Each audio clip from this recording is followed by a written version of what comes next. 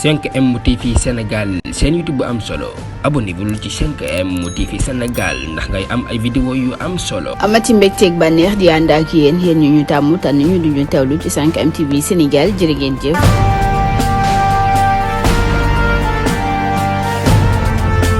mbokk yi siifur 5M TV Sénégal dal leen ak jàmm ci xibaar ay jàmmarloo yu métti am foofee ca Ndakaaru ca quartier bi ñuy wax Yaraax ña nga xam ne rek ñoo di ndaw ya fa nekk doon jàmmarloo ak ñi nga xam ne rek ñoo di takk der yi ginnaaw bi nga xamee ne rek bëgg nañoo jaay seen terrain ñu taxaw temm ne ñoom dañ ko jaay benn yoon ginnaaw dogal boo xam ne maire ba daan na koy jël ngir jaay la nga xam ne rek moo di terrain ba ab promoteur waaye lu ci mën di am ndaw ya taxaw nañ temm ne di ko fi jaayee ndax bu ko jaayee ki mu ko bëgg a jaayee dafay bëgg a def li nga xam ne rek moo di ab gare maritime boo xam ne amal lu ñu benn njariñ ña nga xam ne rek ñoo di ndaw ya taxaw temm ne rek duñ ko fi jaayee ka nga xam ne rek moo di Mawdi Diang di délégué des marchés ba jamono ji sax daan nañ koy tegal ko ba ma nga foofee ca commissariat bu Pikine jamono ji nag ña nga xam ne ñoo di ndaw ya taxaw nañ temm rek di wax ne dañu ko fi jaayee di jàmmarloo ak ñi nga xam ne rek ñoo di takk der yi instant bi daal foofee ca Yaraax jamono ji nag dafa tàng jër ci diggante ñi nga xam ne rek ñoo di ndaw ya ak ñi nga xam ne rek ñoo di takk der yi ginnaaw bi nga xam ne rek bëgg nañu jaay seen terrain ñu taxaw temm ne duñ ko fa jaayee wala kon mbokk yi jox leen dig daje beneen incha allah ci 5M TV Sénégal jaa ngeen jëf ci ànd beeg 5M TV Sénégal